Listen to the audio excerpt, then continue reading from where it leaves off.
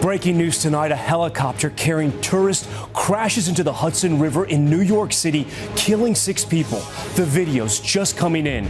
The moment the chopper plunged into the river, witnesses describing its blades flying off before it dropped. The massive rescue effort off of Manhattan. Tonight, a closer look at helicopter tourism. Another aviation accident today, planes clipping wings at Reagan National. 6 members of Congress on board amid concerns that runway is just too packed. Markets plunge with that tariff confusion. The president now warning there will be a, quote, transition cost as his plans go into place. Pulled from the rubble, dramatic new video of a survivor rescued after that roof collapse in the Dominican Republic as the death toll soars past 200. Kidnapped in a U-Haul. The police chase caught on camera as they pursue a man who allegedly trapped 2 people in the back of his rental truck. The high-profile apology after this college student spoke exclusively to us on camera about a vicious rumor about her that went national. One of the big names whose platform helped spread it talks to us about why he regrets it. If you could talk to Mary-Kate tonight, what would you tell her? This is NBC Nightly News with Lester Holt. And good evening. We are coming on the air tonight with breaking news. A deadly chopper crash in the Hudson River. It happened late today. A tourist helicopter carrying 5 people and 1 pilot suddenly plummeted into the water below. We're going to play for you now the moment it dropped from the sky. And we are pausing here before the moment of impact. What happened next was a furious rescue effort on one of the busiest waterways in the world. The scene reminiscent of the miracle on the Hudson 16 years ago near the same exact location. But the results today, far from a miracle. All 6 on board killed, including 3 children. A warning tonight, some of the images you're about to see are disturbing. Our team is on the scene of the crash, and Sam Brock joins us now live. Sam, they tried so hard to rescue those passengers. Tom, good evening. That's right. According to authorities, divers were in the water within minutes of the call coming in. Over my shoulder, you can still see the flashing lights across the Hudson River. That's the scene as we're learning more about this family now that died, including 3 kids.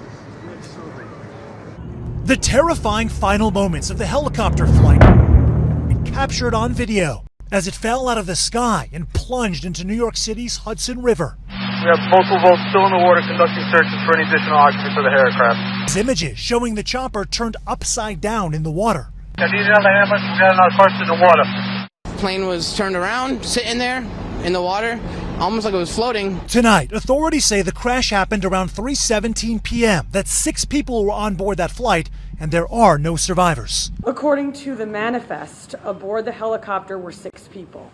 1 pilot, 2 adults, and 3 children. The mayor saying it was a tourist sightseeing flight with a family from Spain on board that had taken off from Lower Manhattan. I have the entire family members. We're lifting them up in prayer. We were met by the first responders and they told us they did everything they can to try to save these victims, and you can see the trauma in their face. Dominic Cognata was walking to a flag football game on Manhattan's West Side when he witnessed the crash. What did you see? So I just happened to be walking and I heard it sounded like an engine just dying, and it was like do do do do do, and I just turned, I looked, and I saw the helicopter crash and splash into the water. A former NTSB investigator tells us the video appears to show the chopper breaking apart. Well, it appears to me from the video that there was some sort of catastrophic flight control malfunction where the main rotor blade and head and the tail rotor blade assembly departed the aircraft in flight. Sam joins us again live. And Sam, eyewitnesses are telling you more about what they saw when that chopper went down? Yeah, Tom, that's right. We spoke to another eyewitness who said it appears that something happened to the tail, dislodging the main rotor of the chopper, causing it to fall in a free fall. Right now, obviously, this crash is under investigation. The NTSB, Tom, is launching its own team. Tom. All right, Sam Brock on those final moments. This crash is raising new concerns about the potential dangers of helicopter tourism. Emily Aketa has more. In the wake of the terrifying crash on the Hudson, tonight new questions around the safety of helicopters and sightseeing flights. As officials confirmed, today's aircraft was flying for the New York Helicopter Tour Company. This is based on flight tracking software. A Bell 206 helicopter flying for the tour company New York Helicopters took off from the downtown Manhattan heliport at 2:59 p.m. At least 32 people have died in helicopter crashes in New York City since 1977, according to the Associated Press. There was a fatal helicopter crash in New York City 7 years ago when 5 sightseers drowned after an open-door flight crashed in the East River off the Upper East Side. The pilot survived. In 2009, an even deadlier incident. 9 people died when a sightseeing helicopter collided with a private plane over the Hudson River. The iconic skyline, a magnet for tour operators, while also seeing both private recreational and commercial aircraft traffic. There is quite a lot of traffic there just because it's a populous center, but I don't think that's an issue in this case. Jeff Gazzetti is a former NTSB investigator. It is a well-regulated industry. It has to meet FAA standards, but there have been some tragic crashes around the country and around the world involving air tour helicopters. You know, the idea is to give passengers somewhat of a thrill ride, and sometimes that increases the risk to these types of flights.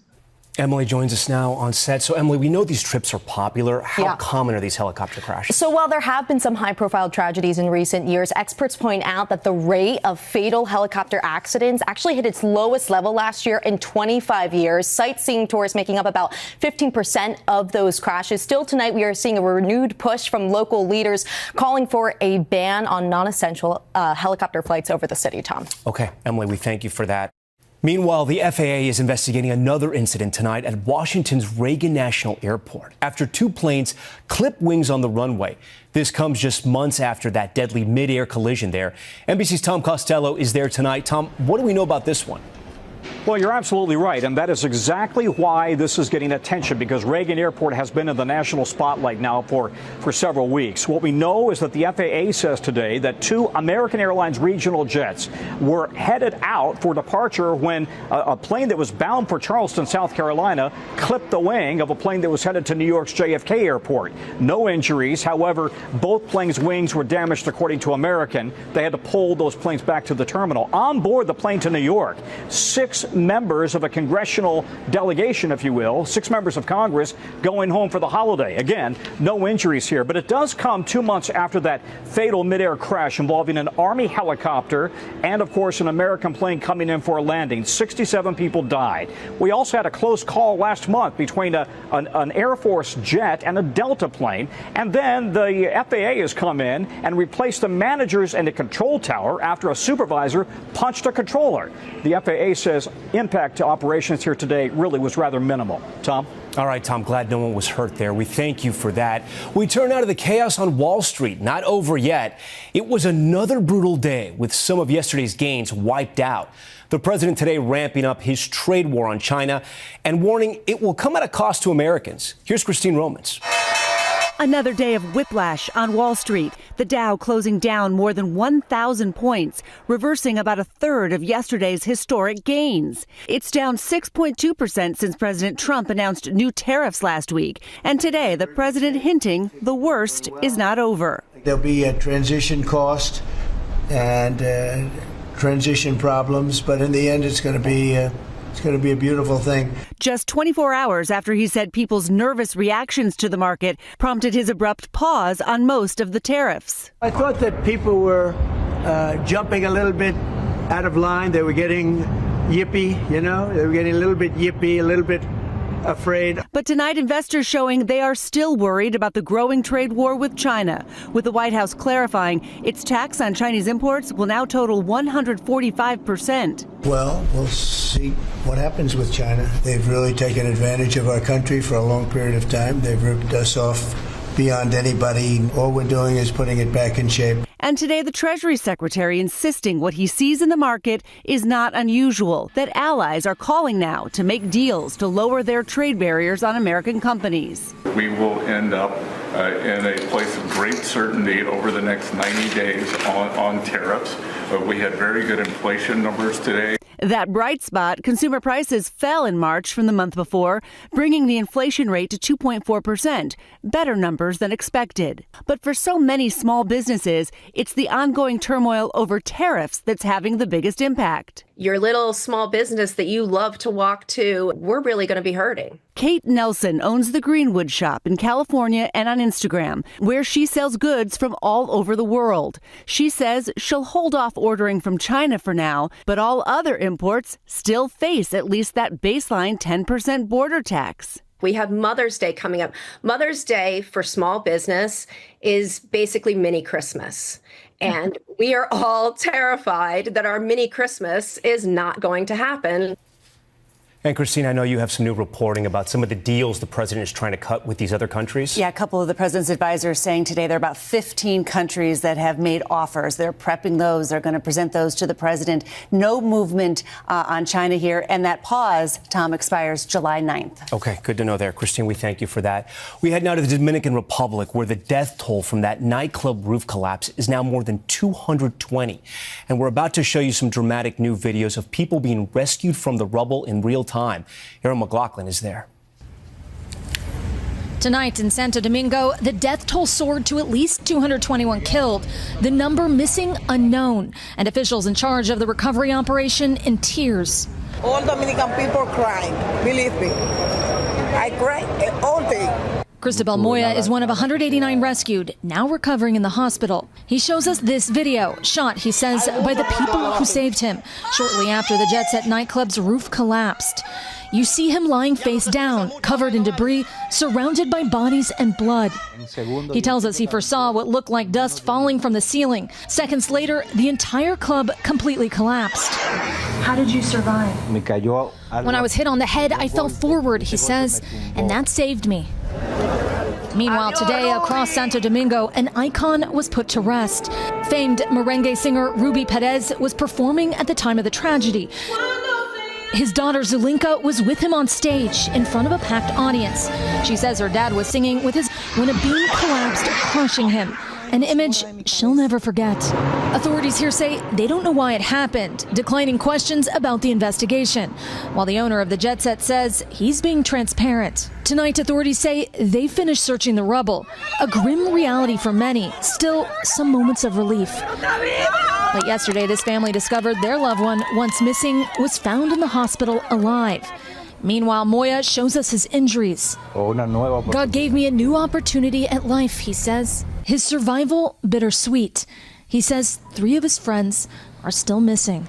Tonight, officials say of the 221 bodies pulled from the rubble, they've yet to identify 75, leaving an agonizing wait for the remaining families. Tom. All right, Aaron McLaughlin on that breaking story tonight. Aaron, we thank you. In 60 seconds, the new developments from our interview with the victim of a nasty college rumor that went national. She told me how much it hurt her. Now, the man behind Barstool Sports, Dave Portnoy, tells me why he regrets Barstool's involvement. Stay with us. We're back now with an update on a story we brought you last week. Ole Miss freshman Mary Kate Cornett told me then about the nightmare she was living after a viral rumor about her went national. Among those who spread it, people associated with Barstool Sports. Late today, I spoke with Barstool's founder. Tonight, Barstool Sports founder Dave Portnoy says he has a message for Ole Miss freshman Mary Kate Cornett. If you could talk to Mary Kate tonight, what would you tell her? I would apologize. I get why the family's pissed. I'm sad, and I wish we didn't play any part in it, and I'd apologize and say I wish we didn't. Cornett told me last week how her life was turned completely upside down over a vile rumor that spread online that she'd slept with her boyfriend's dad. I was having thousands of calls come through, thousands of texts coming through, calling me a whore, calling me a slut, telling me I deserve to die. All because of an internet rumor. All because of an internet rumor that has zero truth to it. Zero. But Cornett says it got so much worse when the rumor was amplified by popular sports talk hosts, including at least 2 personalities associated with Barstool and ESPN's Pat McAfee, who said this in February without referencing Cornett by name. This is what is being reported by everybody on the internet. Dad had sex with son's girlfriend. I'm not a public figure that you can go talk about on your show to get more views. I'm not. Sorry. Portnoy says he's worked to up Barstool's editorial standards. How did you feel about some of your colleagues, some of your employees talking about this, sharing this online on social media? Yeah, I thought they were really stupid. For me, I've been doing this a long time. I thought it was clearly a fake story. I thought we were better than that.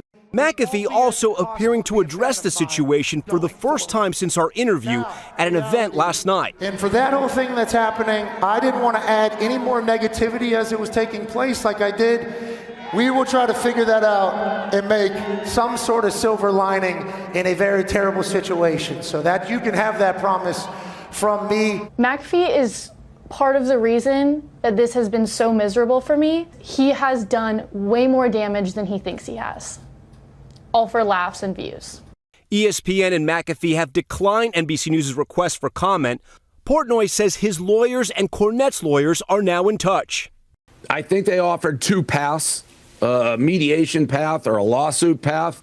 I think we're going to try to mediate. I don't know what we did legally wrong. That's a little different issue. Morally, we were wrong. Either way, Cornette says her life is forever changed. It's awful. It's awful. And having your life ruined by people who have no idea who you are is the worst feeling in the world. And we are back in a moment with the dramatic police chase after a couple was allegedly kidnapped inside the back of this U-Haul. Stay with us. We are back now with a wild and bizarre police chase in New Mexico. A U-Haul truck speeding through busy streets with a man and woman allegedly kidnapped in the back. Steve Patterson picks it up from there. Take over 218, take over comms. A harrowing high-speed police pursuit, tearing through the streets of Santa Fe. All started early Tuesday. Neighbors noticing the screaming, pleading, banging coming from the back of this U-Haul box truck. Police say a man and woman were helping the driver, 50-year-old Stacy Walker, clean out the rental vehicle when he suddenly slammed the rear door, trapping them inside. Regardless of how they got there, they were placed in a very dangerous situation. Responding squad cars nearly clipped by the U-Haul, running a red light at high speed. Then racing through residential neighborhoods, barreling over speed bumps, through stop signs, over sidewalks, and finally... Let's crash again. This spike. A spike strip. All tires around. But the driver doesn't stop, veering into oncoming traffic, raining debris from the truck's ruptured tires, before finally being brought to a stop. Stop the vehicle! Stop the vehicle! Are we lucky that this didn't end in a different way? Absolutely. Walker, arrested at gunpoint, now faces fleeing, assault, and kidnapping charges. While police noticed that banging from the back of the truck one last time, rescuing the kidnapped couple with just minor injuries. Saved just in time thanks to the high-speed heroics of a few good men. We're sworn to serve and protect, and I believe we did that. Steve Patterson, NBC News. And we are back now with good news about our own Lester Holt, who received the William Allen White National Citation at the University of Kansas. The award recognizes outstanding journalists, and we congratulate Lester on this big achievement. That's Nightly News for this Thursday. We thank you so much for watching. I'm Tom Llamas. Have a great night. Thanks for watching. Stay updated about breaking news and top stories on the NBC News app or follow us on social media.